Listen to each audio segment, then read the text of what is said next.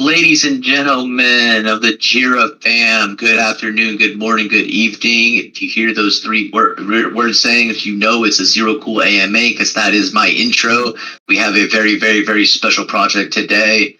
Actually, Frank just dropped off the thing, but it's okay. I'm going to get him back on stage. And Frank, how's it going? Tell us about your project. Give me a little intro into. First, I'd love to hear about you yourself and like why you're building an NFT project, like what got you in this space, and maybe some like of your previous background, and then we'll get into the juiciness of the project. How's it going, Frank? Oh, great! It's night time over here, Saturday, and spent a lot of time in the daytime with the family.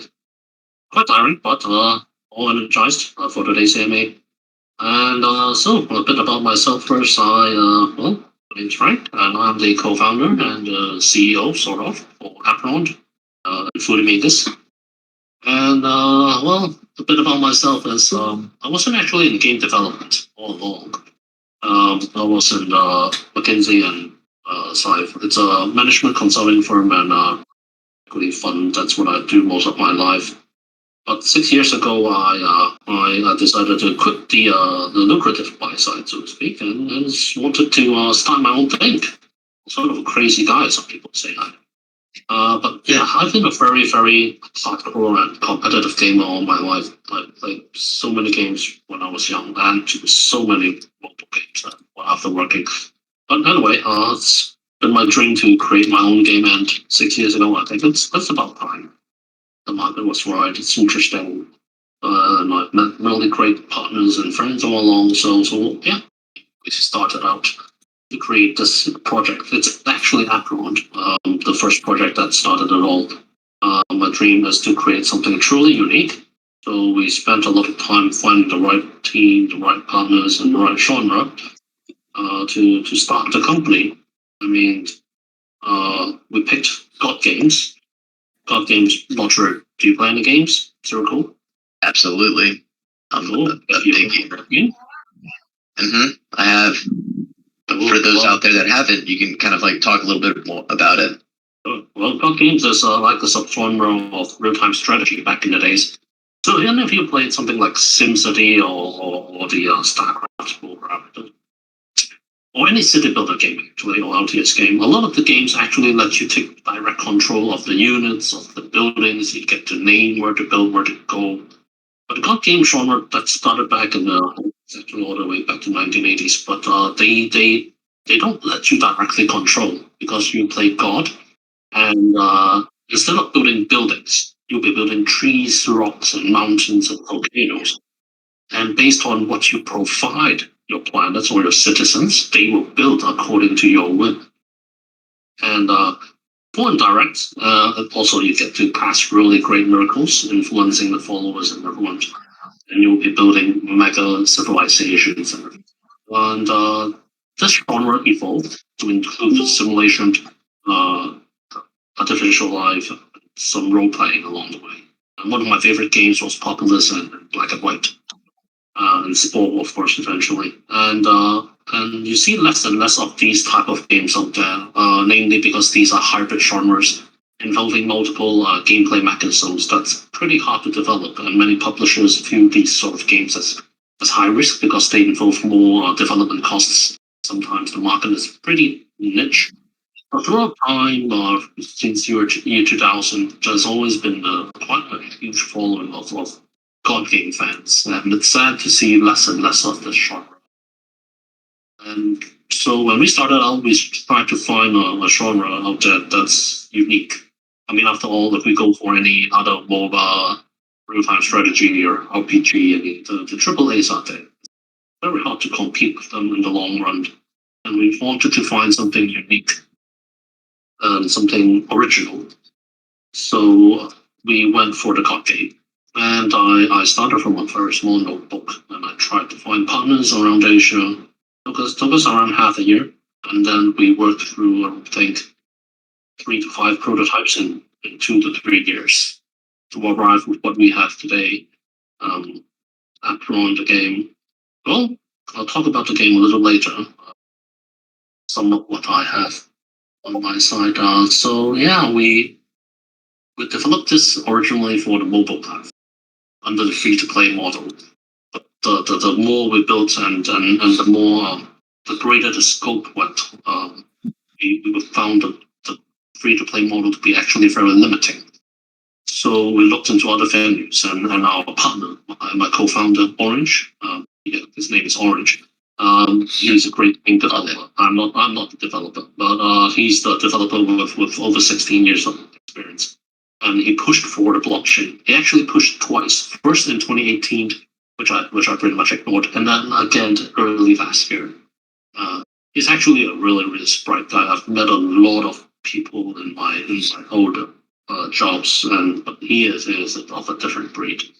And when he pushes for something, he's usually pretty right. And so we looked into blockchain, we looked into games, we especially looked into a lot of Axie Infinity.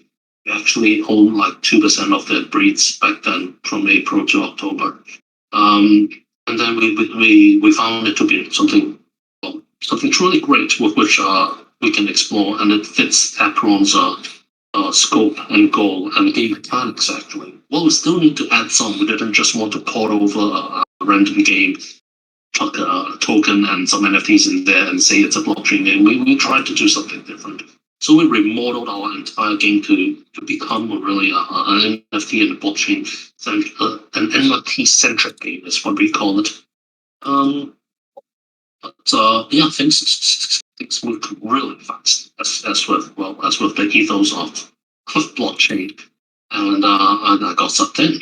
Well, I got a lot of experience meeting a lot of different people during the fundraising stage. I pivoted, we changed mechanics, and we pivoted the tokenomics and everything to fit the crowds and the models, and we came up with quite a unique model of our own 3 tokens away from the hype model, and a really well,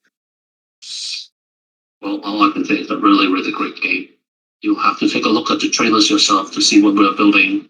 And we've spent years on this, and so it's going to come out pretty early if we want to.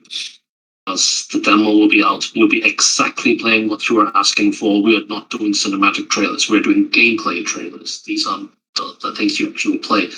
And may I say, if you look at the battle trailer, that is the prototype. That was back then. The battle demo coming out is even prettier and better than what you see on our trailers. It will not be something you guys have seen in terms of a beta or demo in Web3 or Web2. So very excited after all these years to finally publish the game out. Holy crap, I think I deviated along. So back to myself. Just a silly dreamer together with a whole bunch of crazy people that's been developing this game for 6 years, presenting to the world something that we've spent a lot of blood and sweat, tears, money to finally meet the world. But it's great. I mean, we presented our work, our gameplay trailers, our alphas to the world, and we got a lot of funding. A lot of funding from not just Web3, but also Web2, and also many giant game publishers and developers themselves invested, which is a great acknowledgement. And we're excited to finally get up to the scene. And the Web3 is actually a really big bonus, an eye-opening sight for me, especially the community, the power of the community, not just the purchasing power, but the fervor and the passion to grow together with the project is insane. We have one of the most bustling communities in the game project. You'll see multiple gaming guilds. The top ones, actually, Avocado, Guildfly, YGG, all say our community is extremely organic and very, very loud and happy. We try to build a duty space over there. But anyway, yeah, it was fun. And I grew attached to the community, I grew attached to Web3. So just trying to do something different. So, but I think I'll stop here before I dwell on by myself. Any quick questions you want me to ask before I dwell into the game?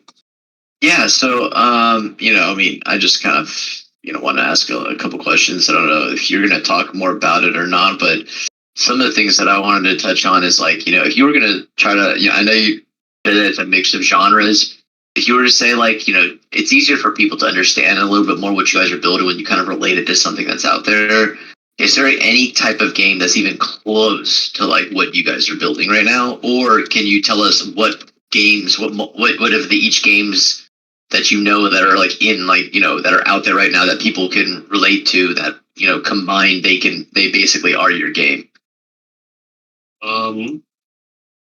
There's two core game components in Apeiron. One is the card game simulation, and the other is the real-time card-based battle.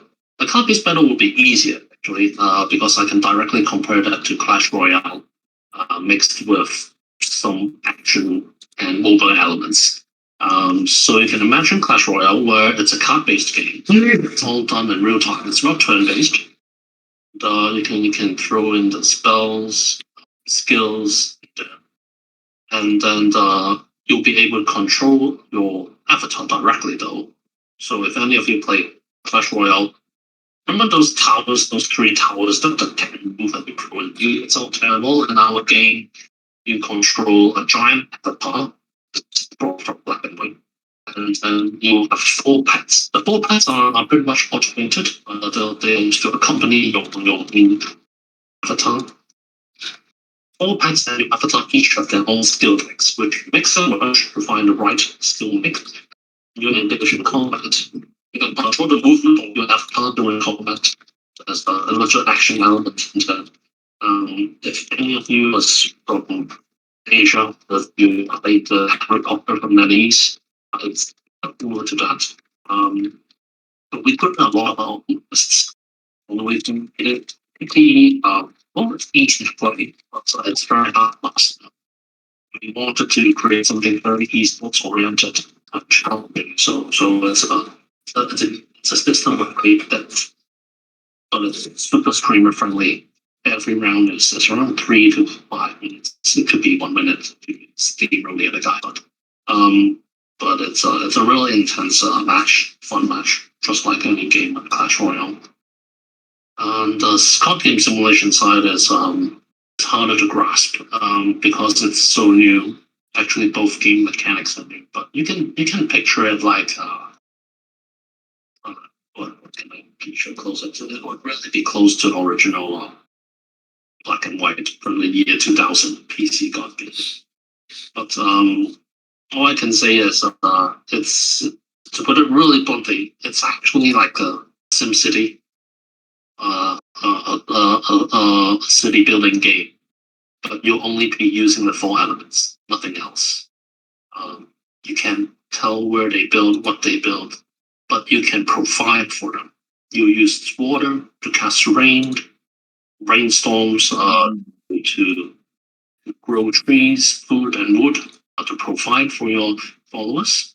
You can use earth to pressurize material. You can use fire to throw fireballs to destroy stuff or to alter stuff. And then you can use air to turn things around, blow things around. So it's pretty much a game that lets you play God on the other side.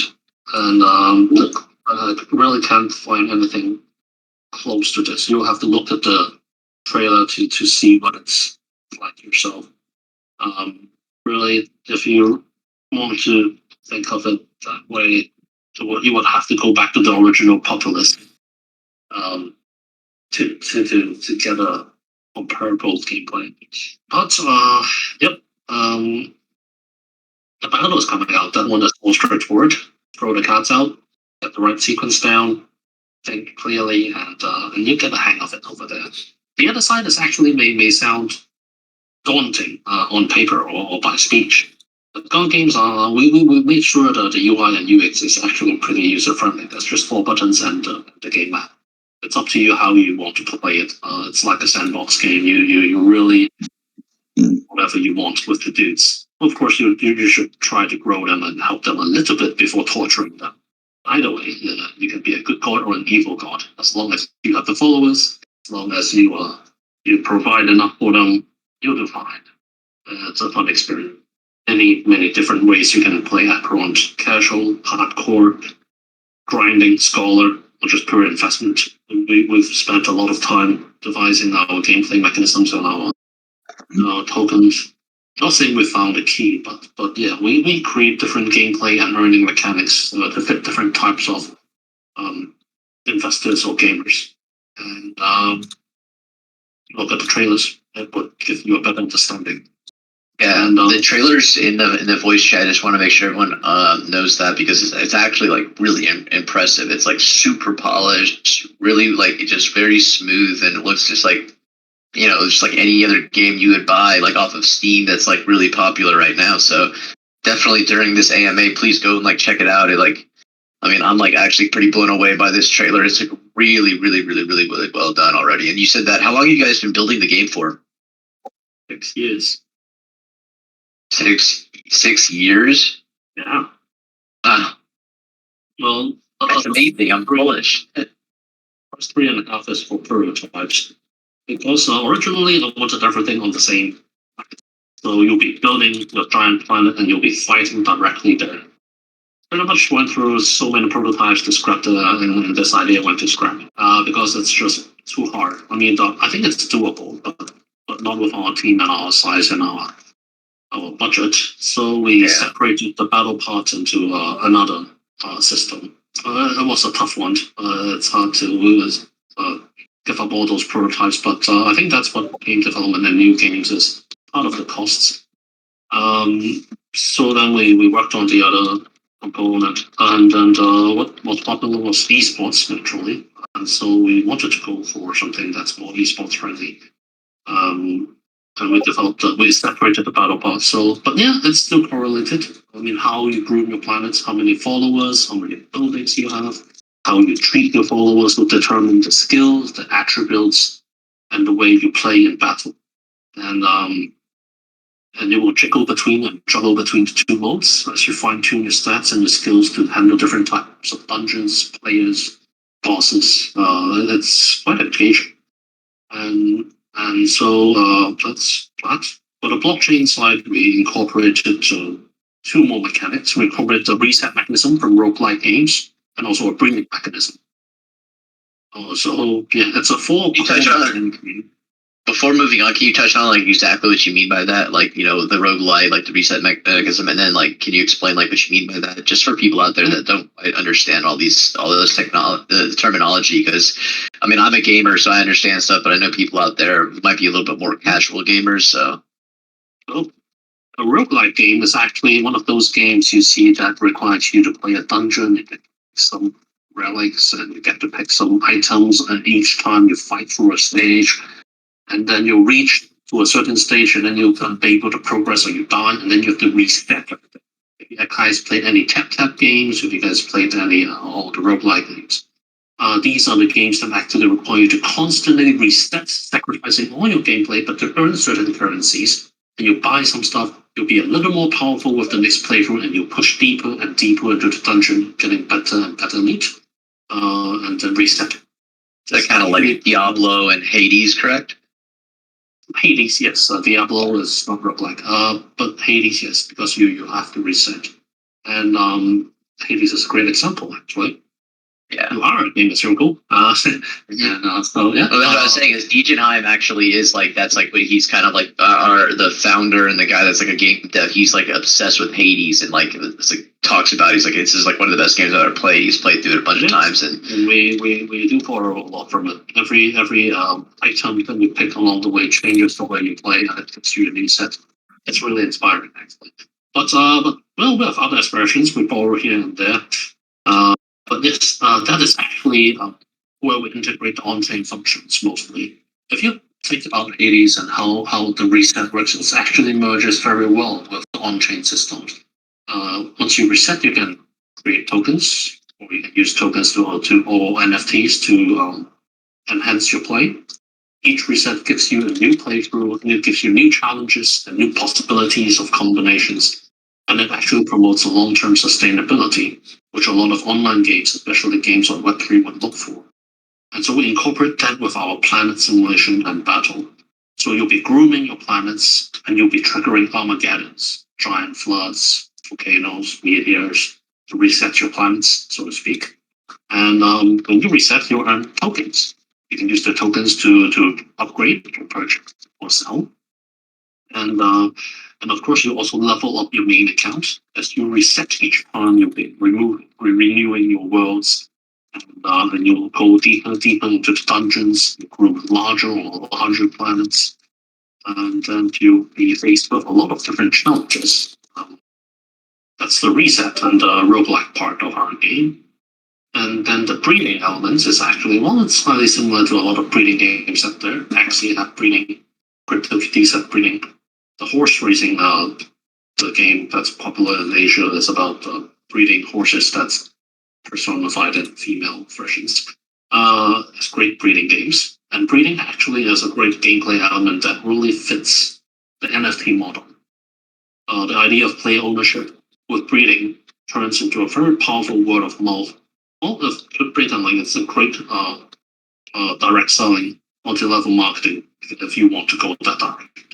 So it really aligns the player interest and allows the players to really help the project spread the word, so to speak. And we wanted to input that in our project, so we come up with a silly idea to breed planets. We call it celestial conjunctions, so it doesn't sound that silly. And we gave it some cool graphics and stuff. It's live now in our marketplace. And that's, but we do monitor the breeding very heavily. You'll see that we don't breed excessively.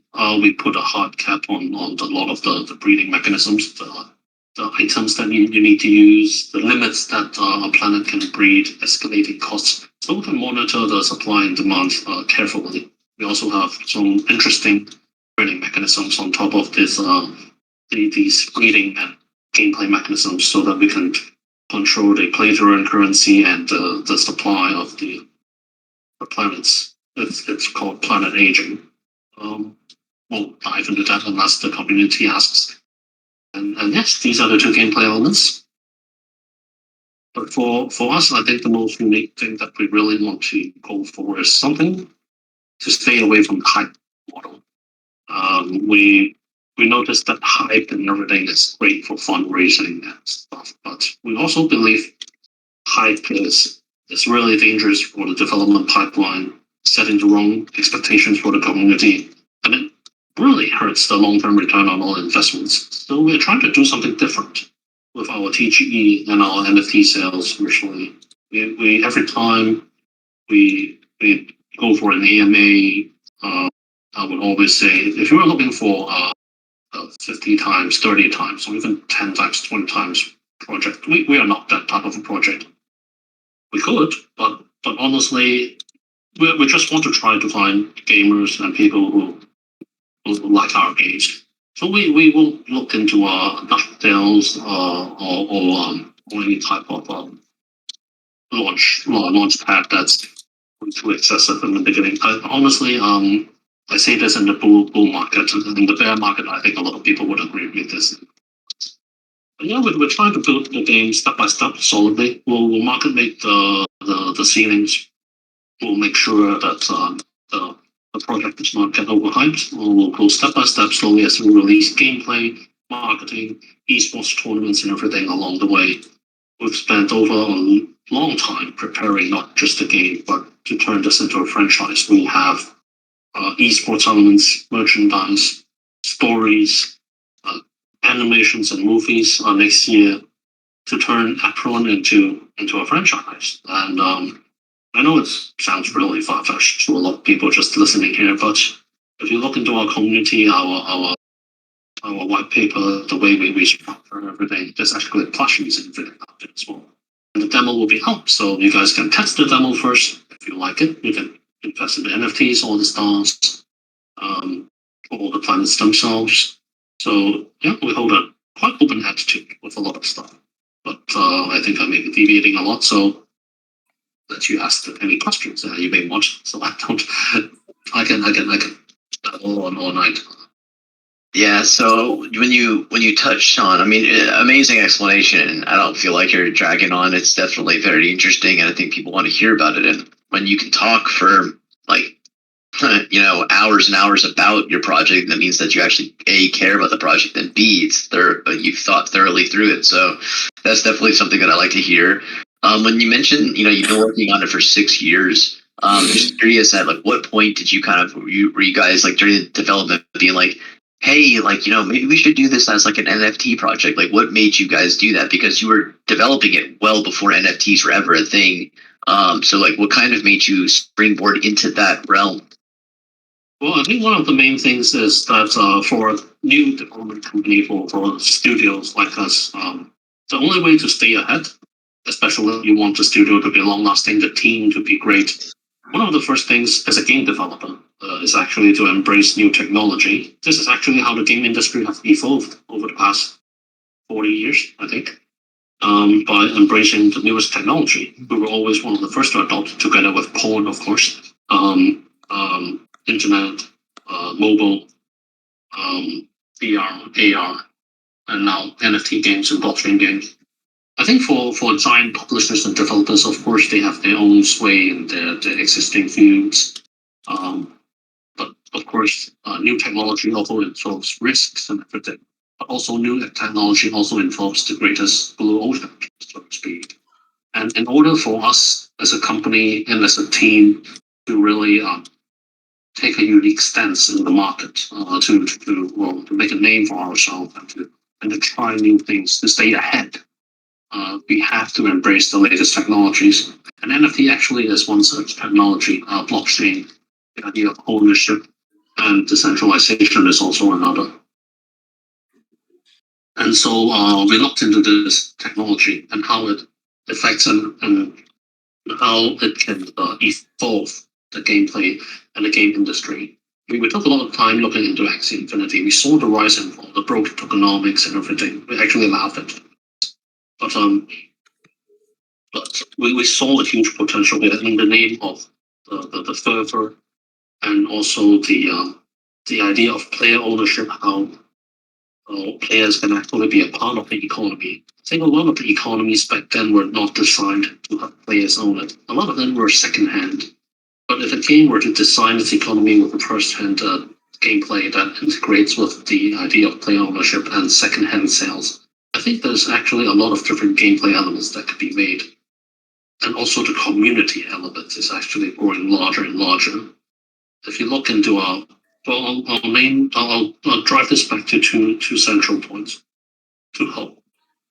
One is marketing and the other is funding. These are the two banes of a game company. From a funding perspective, well, before NFTs and before everything, we've pretty much bootstrapped the entire project by me and my family.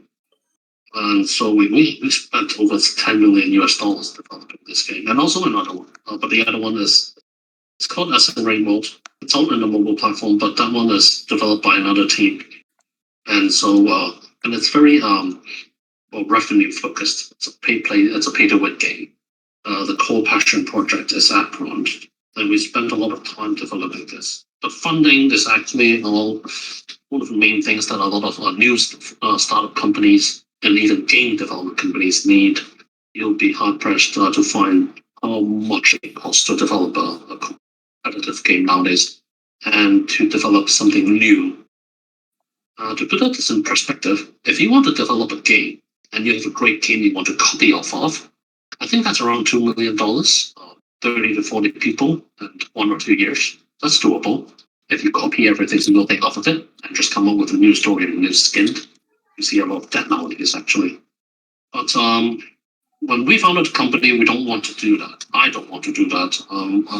If I wanted to do that, I don't have to find a company that can just invest in a completely do that. And I think in order for a company to stand out, I mean, we are located in Hong Kong. We're next to China, Taiwan, Singapore, Japan. We can't possibly keep copying other games to survive. There are many great companies out there that do this a lot better, faster, and cheaper. So we must go for originality. And if you go for originality in game development, that means you are quadrupling the development costs. Right. Well, but we made the decision, and I'm crazy, so we went over and decided to do that. But many years, many funding, mostly about ourselves, of course. But yes, in order to stay healthy, for not just for us, but for other projects, funding has always been the main problem. You are either stopped by VCs or publishers, or you can go for a Kickstarter, or even go for NFTs. Yes, a lot of these new companies may not survive. The dreams alone does not get games completed. Teamwork, development team with experience, and very, very hardcore tenacity finishes game development above them. And so, but funding has always been, well, who would fund a new project? Just new. Well, back in days, very rarely, everyone would ask for demo betas, playable, workable prototypes. But still, in Hong Kong, back in the days, it was tough. Hong Kong is a traditionally financial and real estate center. I mean, everyone can make a lot of money by investing in the stock market or the real estate market in Hong Kong. Nobody would look at the games. So fundraising is actually one of the main things that we rewarded. But this was only the beginning. Once we looked into the technology and everything, we started to believe that this is actually something really great. And there goes the digital marketing and the community. Also, when you look into user acquisition and marketing, a lot of people look into Google, Facebook, a lot of these traditional ad platforms, which technology-wise is supposed to go cheaper and cheaper because of mass adoption of technology, the evolving of social media. But no, with COVID, with the world deglobalizing, user acquisition costs are actually skyrocketing. It's actually almost impossible for indie or small-time games to market efficiently to capture giant audiences. That's why you see so many giant mergers out there, like giant acquisitions and mergers of publishers. Actually, well, it's the right thing to do because, well, they're merging the best of both worlds, and they're together they can actually get a larger market share with a longer lasting marketing budget to outlast other people. But what you will see is a lack of creativity. You see a lot of rehash remakes out there. There'll be many long franchises and less new projects and IPs and stories out there. And also companies beginning to either get bought out or go really small. So it's sort of sad. But I think well, I deviated again to the marketing first. So yeah, well, a lot of things, even Google themselves gave us this advice when we do a lot of ads on their platform. They say the traditional user acquisition costs has become so expensive. Developers and even giant developers should look into other venues for marketing. And one of the biggest noise out there is actually community building and KOL marketing. And I think blockchain and NFTs are the fine example of how powerful these two things actually are. And I experienced this for myself. We had a marketing department with a publishing department where we work on digital user acquisition, with analyzing Web2 data. And then we ventured into community building. And wow, we met some really great communities. We learned a lot, and then we started developing our own. And boy, oh boy, the power of the community is actually so strong. And we continue to learn a lot. I mean, being a gaming community is not like an alpha group community like Godjira. There's other things you can do. Always trying to learn and shape a better events and community building around. But this is the future of digital marketing. We combine community marketing and KOL management together with a sales team. That's what we're trying to do. It's really, I think, the future of digital marketing, and a lot of digital marketers, artists, UI product designers will be employed in this field because marketing budget always been needed, and it's always huge. The amount of workforce needed in here is incredible. KOLs will be the way that things go viral.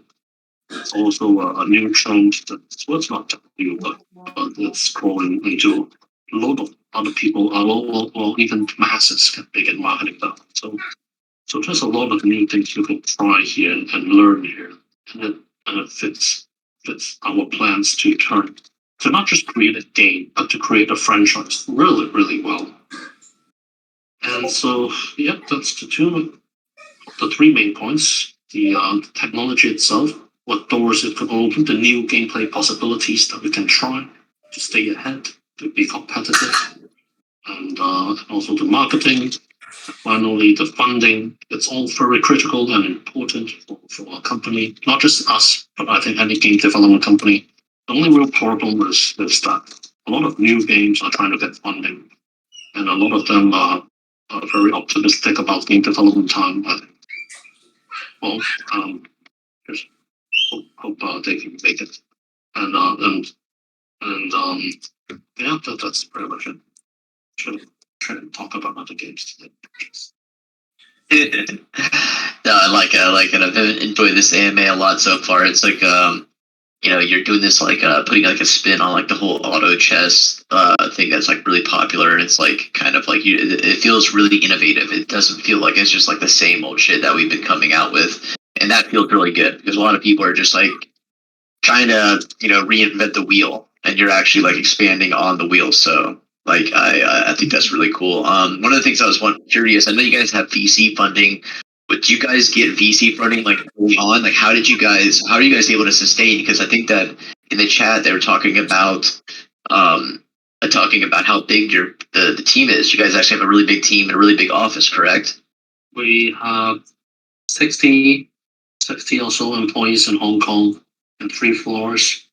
And then we also employ over 70 outsourced personnel around the world, mostly in Southeast Asia for the artwork outsource. We are pretty crazy on artwork because we are trying to do breeding in 3D.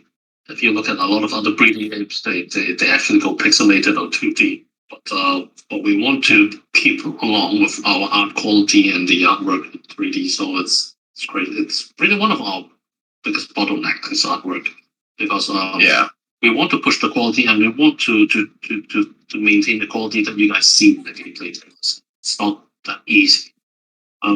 So we employ a lot of artwork outsourcers.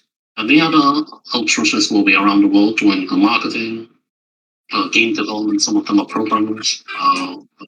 So we have around 130 or so people right now working on Apeiron. Yeah. Amazing. So like my follow up is that because that's obviously like a super bullish thing to know about. You guys have a huge team. You guys have been working on this for a long time. You're doing something new and innovative, and I love that. I'm just kind of curious, like, how did you guys sustain throughout that entire time? Did you guys have VC funding very, very early on? Did you have some connections? I bootstrapped it with me, my own money and my family's money. Well, I've been in private equity for a long time. And I've made quite a lot of money myself back in the days. I have some good friends and family who invested as well, but friends only invested very little. I tried to not let my friends invest in my project actually, because sometimes friendship can change if you let them money get involved. Absolutely. I can't stop working with them. So yeah, there's a few of them. But ultimately, it's mostly my money. And yeah, so I'm not running anywhere. Not going to rock this project because, well, someone who's neck deep into this thing.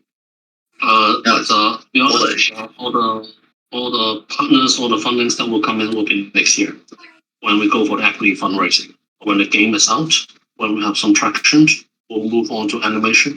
We're talking to some of the biggest Japanese anime studios to develop a pilot trailer. One is for the animation series and the other is for the movie trailer, of course. And we want to do a really proper and big one. And we'll be fundraising for that with an equity round to turn Apeiron into a franchise. And then that's where my old connections and partners will come in. We learned so much in the private equity and partly VC industry back in the days. We'll try to keep as much equity as now. After all, I'm bullish on my own project, so I'm not going to dilute myself or towards outside when I still can manage my own funds and my own company. The value for the company themselves will always be there in the later series A and B. And before that, I want to fund it myself. Well, it's okay. I've saved up enough money. I know what risks and stuff is involved in. And I have great friends in financial industries to be stay liquid in terms of our own investments. So we're pretty good. And then now, when we're so close to launch, we can finally include more people. Actually, for the funding in the VC side, only came for the blockchain because blockchain came late. It only came last year, and I'd say we have a great product, we have a great game, but on the blockchain side, on the marketing side, we're still pretty weak. And well, not weak, but we're new. So we need new partners. We need people to help. So we invited Web3 investors in the beginning. We have some of the gaming guilds in. We have some of the Web3 native funds in. And then I learned from all of that. So I was in private equity for so long. I've met so many, but met a lot of giants in Asia. And one from McKinsey in the States, I've met a lot of great CEOs and people. But to be honest, compared with the people that I meet in Web3, oh boy, I'm humbled by the amount of people and the quality of the people I meet, and the type of people. Of course, equally great amounts of passionate dreamers versus talented scammers, of course, and middlemen. Always a whole ton of middlemen, and but interesting, very interesting field. I get to. Well, it sort of re-energized me the moment I went to crypto, and it's been eye-opening. And I still meet a lot of people nowadays. Many gaming guilds every day, but always happy, always bullish, and just trying to find different ways to. Yeah, and yeah, that's that. I wanted to ask a question. Just a couple little, like, maybe not off topic, but not what you're talking about necessarily. But do you guys have any other languages besides English in your game? Well, English is the core language, but we're from Hong Kong, so the Chinese language will be available. We are also, according to many old sayings and games, actually there's 15 languages that we have to tackle in the first one. So we'll definitely go for more languages. To go to off the top of my head, English, Spanish, Russian, Arabic, Thai, French is still deciding. German will definitely go.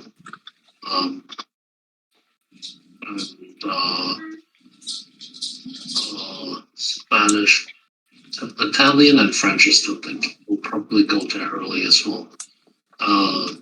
So we'll be expanding to multiple languages. Chinese first. After all, we are also Chinese. It will be easier. Japanese will be. It's actually we have the white papers ready. Thailand, actually, we have a big blossoming Thailand crowd. Russian is always one of the major languages that we will go for.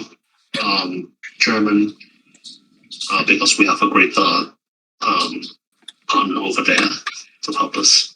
So yeah, we have got multiple languages planned, but English is still the core market we're going for. Because God Games itself back in the days is just a niche English market.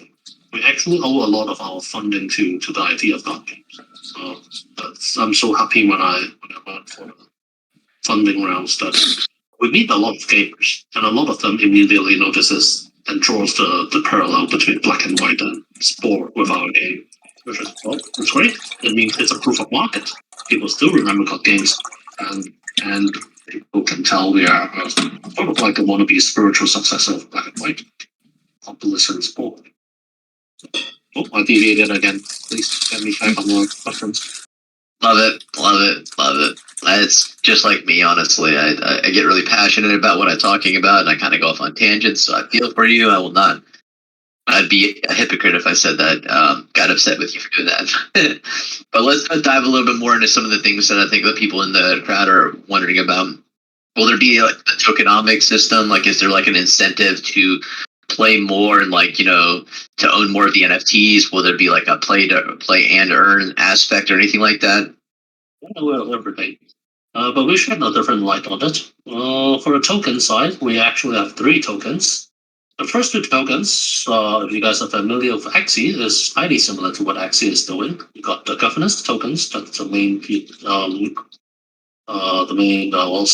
I'd say the monetization token and the governance token is APRS, is called Apeiron on our side, similar to how AXS works.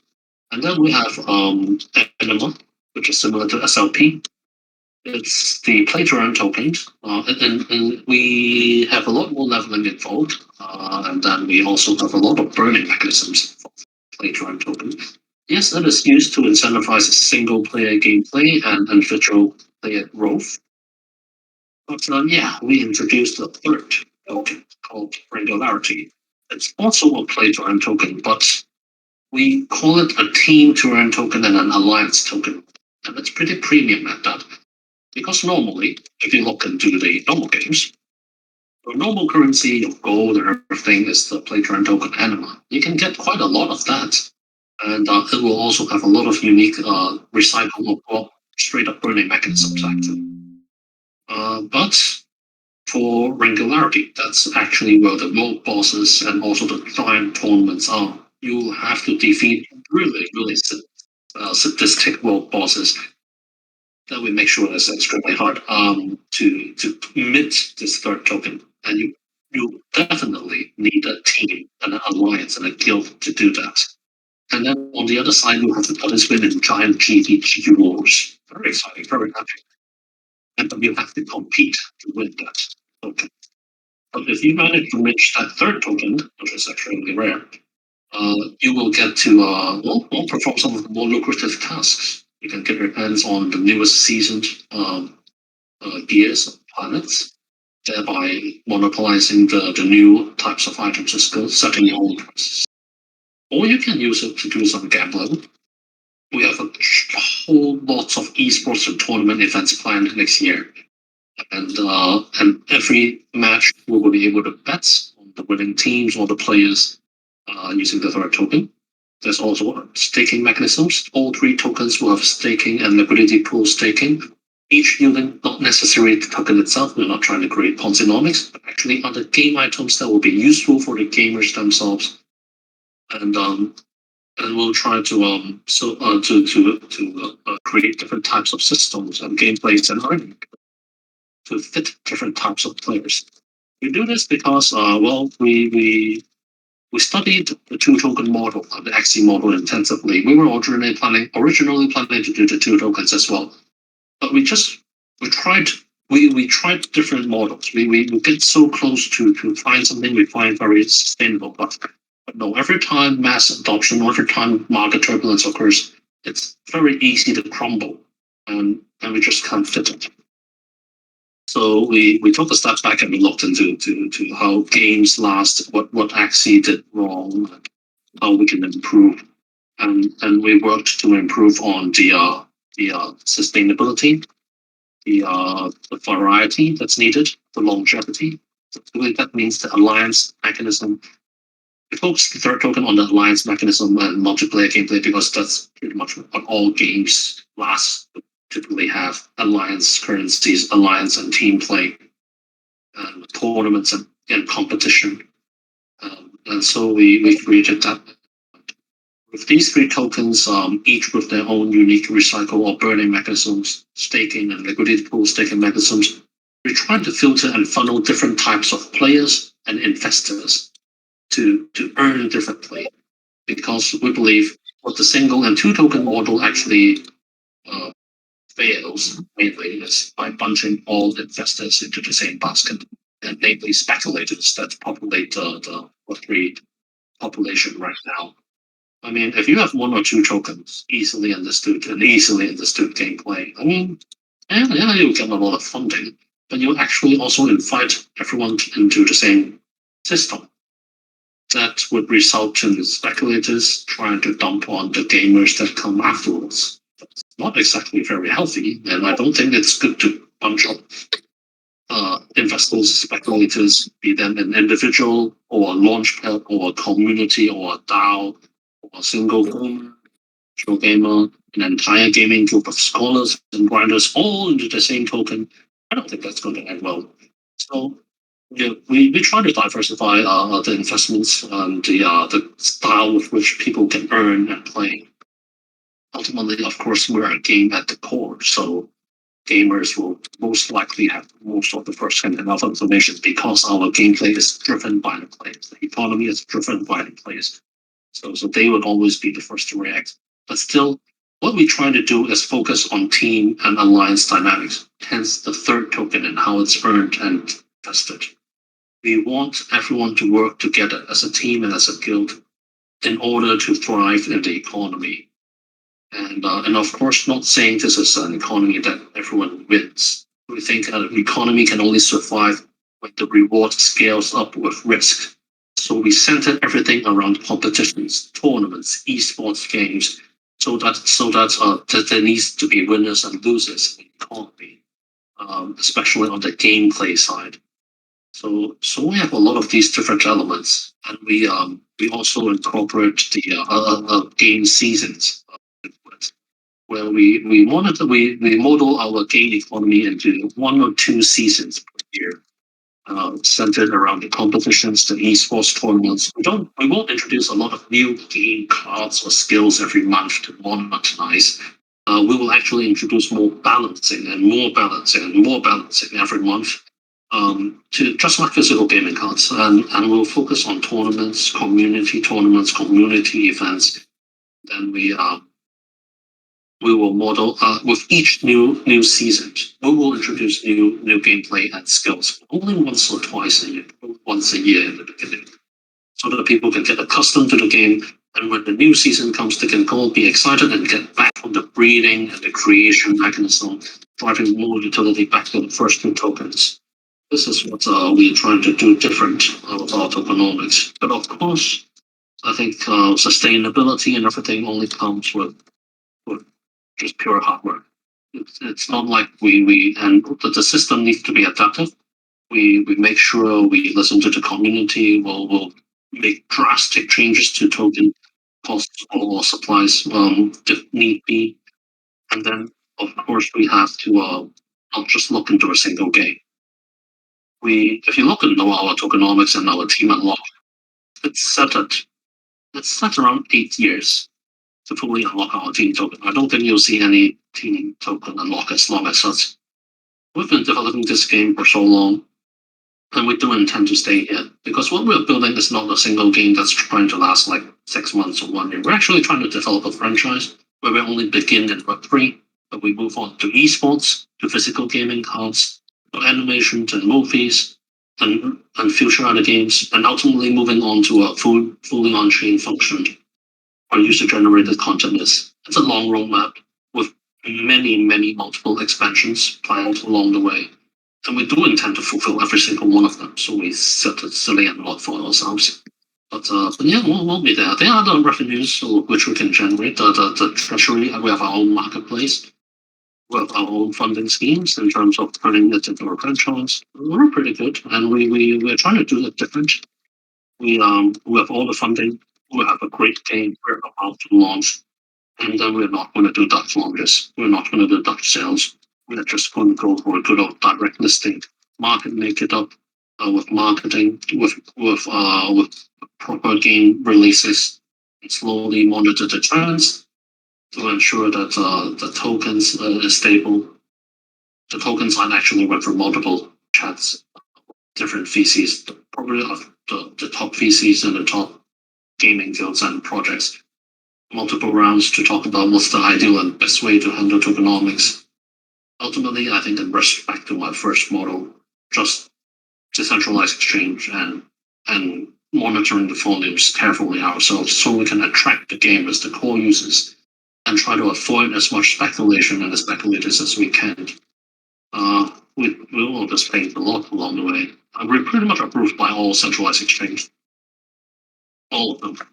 But we're not going for a quick IEO or launch to fundraise. I think if we look at the Web3 projects, the tokens, the price, everything is actually the best marketing tool, the volumes. They are not fundraising tools. They could be powerful fundraising tools, but in fact, they are actually better marketing tools. With a rising price, steady price, I think this is the best way to push any project. And involves costs and funding to maintain, of course, and to properly shift this focus slowly towards the public But yes, there needs to be a lot of testing, a lot of work with the community, a lot of pivoting to adapt to the growing fields and the challenges around the world right now. But I'm pretty bullish and confident that we've raised enough funding, we've got the game ready, and we are just trying to word this right and do one right so that the traditional gamers, traditional game developers can look into blockchain and say, this is not just a place where people get a huge amount of funding with no game and silly prospects. Although there are many other gems out there. I would love to see the other gems, great games to come out before us. But yeah, we try to do something different. We try to work on different. So we always listen to new feedback from pretty much anyone who who who wants to discuss tokenomics with me. I open my DM for them every time. Spent countless nights chatting with many random individuals talking about tokenomics. Still trying to find the right one. I don't think anyone has found the answer yet. We're trying to remain adaptive. For 3 tokens, actually, we could do that. But yes, always looking for an ideal answer. If you guys have seen any great games you guys think great tokenomics, sustainable gameplay in tokenomics that works well, please feel free to send me a DM and tell me about it. I would love to alter our metrics like that. But Yeah. Okay. I don't know. I mean, it's really hard to say. I don't know. Has any game really done the tokenomics properly? Because, like, you're talking about projects like, whenever I think about it, you get Axie Infinity comes to mind, but that game was really good and the tokenomics are great, and then it all went to shit, and it actually kind of like ruined that game. So, like, that's what I always like say to people when they're trying to do games and things like that with tokenomics involved, is that to push that out really quickly is sometimes kind of like it'll hinder you a lot more, because if your tokenomics is put out and it, like, for some reason fails, then you're put into a really really tough situation where you can't take that back. You can't just be like, let me scrap the tokenomics, let's put it underneath the rug and let's do something else, because it's out there. You can't fix it. Well, there are other ways they can control the burning mechanisms and things, and to introduce actually being a game. There are so many gameplay mechanisms that can become things. But well, actually, it's not. I don't think Axie is known to have great tokenomics. And actually, one of the main reasons they succeeded was on broken tokenomics, because people actually exploited the broken tokenomics to create to hunt NFTs, certain breeds, and monopolize on certain breeds, and profit from it. And it actually created such a gated market. It created gaming guilds. But then it evolved. I mean, the community and the economies evolved around it, and it created the whole idea of play to earn, and it gave birth to the entire gaming industry called gaming guilds, which is incredible. But yes, that all stems from actually broken tokenomics. But what is it for tokenomics? I mean, I wasn't saying it was good. It was just that when people think about like tokenomics and earning on a game that like actually like was really popular and people, like, I know it was exploited and there's like a whole big like thing that happened with it, but definitely not saying it was a good tokenomic system. But when you think about it, sometimes that's like when people talk about like a gaming that has like tokenomics in it, that's like what they think about. But I don't think anyone's done it correctly yet. So I'm like really like looking forward to, like, I'm always really, bullish and excited for projects that, take their time, do their due diligence, and like actually like, hire tokenomics experts to come in and like work with it. Because like otherwise, if your tokenomics is flawed, then sometimes it can, for people who are, unfortunately, people are going to play games to earn, and they're not just playing them just to have fun. If you could find out how to make people play games and have fun, and they want to play the game because they have fun, and then on a byproduct of having fun, they earn, that's obviously the sweet spot. And like I was saying, I just don't think that I've seen it happen in the best manner yet. Like, there's been a lot of flawed stuff. So I'm definitely looking forward to it. Like, I'm honestly like super excited. I can't wait to see like what happens with you guys and everything like that. I'm going to look into chat right now and see if there are any more people with questions. Someone was asking about how Excuse me? Which chat are you looking at? It's called the voice chat.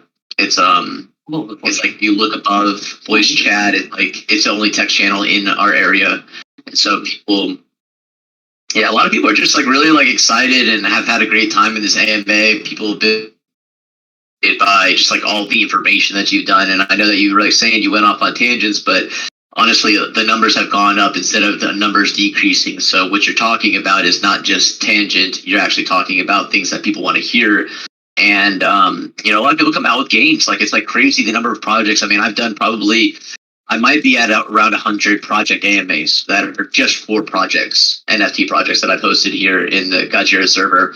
And so I've had a lot of people come through. I've had PFP projects, I've had gaming projects.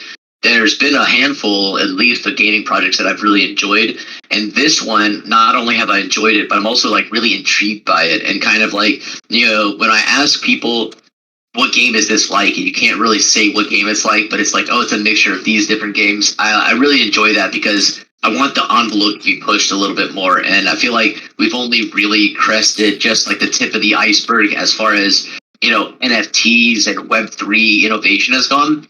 But in the gaming realm, I feel like we haven't even like seen really what is to offer. And when I see games like this and like Degenheim, and then there's a couple other games that are coming out, I get really excited for it. And I'm like rooting hard for them. And not because like, oh, I want to own the NFT or anything like that, but I just want the like NFT gaming and Web3 gaming to really succeed. So like, I feel like this is definitely one of those ones that is going to be, as long as you guys execute and you guys have a team, you guys have VC funding, you have like an idea, you have the passion, and I really appreciate that. I'm going to go right through chat, just kind of take a look about it. One person, Caleb, says, no question, just bullish, which I'd love to see that. Let's see. How many users have tested the game? Has the maximum server threshold capacity use been met? Well, there's 3 questions in there. If you want to see that most recent question from Johnny Quid and answer that one, if you don't mind reading the question and then answering it just for like the recording. Sure. Well, for Johnny Quid, how many users have tested the game? Well, we've mostly tested it closely. We have a QA firm in Taiwan with around 40 people testing, together with our own development and game design team that's around 50 to 60 people. In terms of the server maximum, actually, our game does not work on the servers. It's actually similar to how Clash of Clans and Clash Royale does it, because most of the gameplay in the beginning is actually against a single player. So you'll be establishing your game connection directly with the other player. So it's sort of like a serverless game. But of course, we do have a server side that works on around 30,000 capacity. That side is actually the land and the alliance gameplay that will come next year. You see, we're doing our star sales next. The star is actually the land in Apeiron, not the planets. The planets is actually the basic unit of gameplay. It's actually your character and your avatar. But your planets, much like a solar system, can orbit around suns and stars. That's the land of Apeiron. And the land gameplay of Apeiron is, well, where this giant server battle will take place. It's an actual universe made up of 12 galaxies, and all the stars. There's 11,000 stars in this universe, and it's spread over different constellations. I deviate again, sorry, but that's where the giant server map and the server and the alliance gameplay takes place. That we expect that to be around 11,000 stars, so that's 11,000 controllers, which by all means is actually pretty doable on AWS. And what mitigations are there if the server gets overloaded? Well, we have both AWS and our own internal service, and we on the other side, we are working on a simulation game on the other side called that's a great mode. And we have some experience in terms of handling servers. And our game development team and programmers are actually all developers with years and years of experience. We have a core team of 30 developers that's been working on this game together with me for over 5 years now, or 6 for myself. And all of them, before these 30 team members, they are not artists. They are game developers, front-end, back-end developers, technical artists who have been in the game industry or IT industry for over 10 years, every one of them. I'm actually the least qualified person in terms of game development of the entire team. I'm just a game. But they have a huge experience in handling these servers, and they came from, well, a company that is, I won't name it, but in Hong Kong, there's one game development company that's pretty much targeted by all Chinese servers, and we got the server side from that company, and so we're very solid on security and on server control. Again, I'm not a technical guy, so I can't really go into details with you. But if you have technical questions, you can shoot it my way. I can shoot it straight to the CTO. He can answer it for you as well. Awesome. Good answers right there. Yeah, did you say where the servers were located at? Servers, well, it's on your phones because you'll be directly connecting to the other player. That's actually how Clash of Clans and Clash Royale does it. And so you could be just like partnered up against someone that across the world. They're just kind of curious. I think the question has to do with lag, and if you're connecting from like across the world, is there going to be any latency issues? Well, we'll try to control the connections to set a threshold under a certain ping. You wouldn't be connecting with a 500 ping guy across the world. Yeah. We do the matching. And then for the server side, or where it is on the Alliance gameplay and the game map, I think that one will be on AWS. So there's two AWS servers, one in China and the one on the global end. We're also the global end one. Can't really go technical. I'm not the technical guy here. Hope that answers that. Yeah, no, I think that's a great answer for that. Honestly, it's been like a really amazing AMA, packed full of so much good information. Honestly, a little bit overwhelming at times. Definitely not saying that as a bad thing. Saying it more as a good thing that when we have games that come in here, projects that come in here that can actually talk for a long time and like really like get into the meat of the project, and it just feels really good. So I know that I've been kind of like saying how good this is, but I think everybody else is in agreement. Is that's what the service of these AMAs for, so people can see if they're bullish and they want to participate and like be a part of this project. So I think it's been a really great one. We've just crested over. We're a bit over an hour in. Don't want to rush you off stage, Frank, because it's been a pleasure to listen to you talk about this game. If there's anything that you feel like you haven't really touched on, I've asked a bunch of questions. The crowd has asked a bunch of questions. The Jira fam, and and they've been commenting and actually like lots of good energy in the chat, which I appreciate. Thank you guys so much. I appreciate it. But yeah, I don't want to kick you off stage or anything like that. If you feel like you didn't get to touch on anything, please feel free to take this time and let us know some more about this great project. Okay, well, the best way to find out is by either DMing me or coming into our community and ask questions, or look into the papers yourselves. I've opened up a special channel on my own server in Discord called the Born of Gigantus. I hope you guys get the reference. So if you guys join our server now, you can go to the Born of Gigantus channel. You can click the hunt button to get a special mark. It's called a Born of Stone mark. It gets you a head start in our community. You can collect these marks and you get whitelists, or you get NFTs, or you get some rewards. So yeah, feel free. We have a happy hour over there. We're ready to welcome you guys. And on the other note, anything to close up? Well, I do hope to see you guys again soon here to talk more about the actual game demo. We'd love to play it to you guys. Stream it with you guys and see one of you guys stream it. We also have this giant Valorant tournament we're hosting with 6 gaming guilds. This is the second gaming guild tournament we have. The first one had 14 gaming guilds from around the world, but we went into this game nightmare as Europeans fight against Asians, and we have to host different games on different servers. Well, it was fun. It was all in good spirit to prepare our team and community for future esports events. We do a lot better now. We hire commentators, so we have a pre-game betting and gambling. It's all very fun, so feel free to come and take a look at our Valorant tournaments. Pretty exciting. I'm a huge Counter-Strike fan. I played KLM back in the days. CSS. You play once, 1.6? 1.6, yes. Yeah. The old school, the OG. Yes, that's cool. Played a lot of games competitively. I was a top 50 player in StarCraft 1. No shit.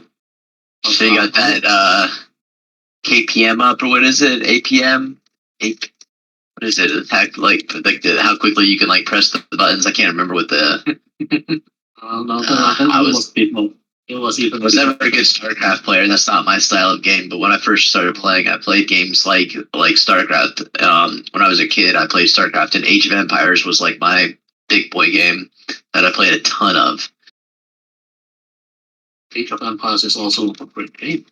But I'm always back in the days. Everyone's Westwood and a Blizzard fan, so I play more Counter Strike and I play more StarCraft and Rebel Alert and Command and Conquer games. But yeah, that's pretty much just a pretty late one, and then it was World of Warcraft. At the work, once I began work, I pretty much swore off online games. I'm too much of an addictive person. I can't play online games. It will take all my time. So yeah, I went back into single player games that would actually end, so I can actually spend time working. And then mobile games came along, and I just kept paying money instead of paying my time. Anyway, well, thank you for having me, and would love to stay in chat and answer any questions that I haven't. But I see Yulon is actually answering a lot of questions for us. Yeah, Yulon is actually. Yeah, definitely doing a good. I've got it's been a really good AMA. Like I said, it's like I had to wake up early for this one, but it's like I got going really early. I had my coffee, and I just got so captivated with what you guys were talking about, or what you were talking about with what you guys are building. I actually went through chat. I picked out about 7 people. I don't know if you want Discord IDs or wallets or something. If we can take care of them, they seemed like they were really, really, really bullish and excited for this project. So I just want to make sure that people who come here and actually take the time to participate in the AMA, but also to educate themselves, because I'm really big on education. So I really appreciate that. I'm tagging a couple people in chat, if that's all right, Frank. So do you want me to send you over some Discord ID names, or? Yeah, Discord ID names would be great. Well, and then they just have to joined if they haven't already joined. Sure. Let's see. One more. I think I got 8 names here where people were participating, and very good stuff. Thank you so much for taking time out of your busy schedule. I know that you guys have probably been grinding away. It's crunch time for you guys, so good stuff. Thank you again for everyone that came out. Elon, thank you for answering questions in the chat. That's extremely helpful and helping out and everything like that. People are vibing. People are loving it. I'm going to post these names in here if you guys can make sure if your name gets posted. I love you all. I can't pick every single person, so my apologies. But I will send over these Discord IDs, and we will get this rolling. Everyone in here I think is going to probably join the Discord and probably be vibing. I really appreciate it. And as always, this is your boy Zero Cool, your favorite AMA host out there in the Web3 world. I am an honor and a pleasure to have Frank C up in the house. Apeiron, you guys are great. New innovative stuff. You gotta love it. I gotta bust out a really beautiful outro here because my boy JT is in the house. So hey, much love to everybody. Don't stop buttering biscuits. And this is your boy Zero Cool saying peace. Well, thank you guys, and thank you, Zero Cool. So hopefully to see you guys soon. I'll see you guys back in our server. I'll have to say good night, goodbye to everyone. Frank, thank you so much, man. This has been awesome. Honestly, I stopped the recording, so I'm going to try to get that from our admin. If you want to send that over to your Discord and let people listen to it and whatnot. I know that Yulon was saying that he's actually streaming this inside the Discord, inside your guys' server, which is pretty awesome. People are vibing on that. I guess my reputation precedes me with these AMAs. I have a really good time doing them. I'm also very passionate about the space. So you should shoot me a DM or anything like that if you guys need anything. I would love to, be a part of the ride that you guys are doing and what you're building. So like, let me know when the demo comes out. Let me know when different little steps of the way go out. We'll talk about it here in Godjira. And hell, I mean, if you want to, I'd be more than happy to have you guys come back in and do something really cool. So we can even do something where we go into a different channel so we can actually screen share and we can like talk about it and people can play the game. We can have a lot of fun in here and just have it be more interactive. So, like I said, I have a trouble getting off of these because I'm so grateful and so thankful for everyone that comes out, even out there in the crowd. You guys taking time out of your busy schedule, hopping in here, vibing, bringing good energy. And then you, Frank, yourself, you came out here and you not only did you tell about the project, you actually gave detailed answers to every single question I had threw out there. You guys have a lot of cool stuff going with your project, and I really appreciate that. So once again, thank you so much. I won't take any more of your time, and let's talk in the future. Maybe we can get onto a mega spaces with more gaming projects. If we can get Milan from Degenheim and some other games that are building right now and kind of have a super spaces hosted by Project Godjira, because I'm a huge gamer. I'm 35 years old. I still play games. I was playing games when I was 10 years old. 25 years later, I'm still playing out here. So, yeah. Do that. That sounds great. Alrighty. We'll keep in contact. Much love. Take care. Have a good rest of your day. Good day, guys.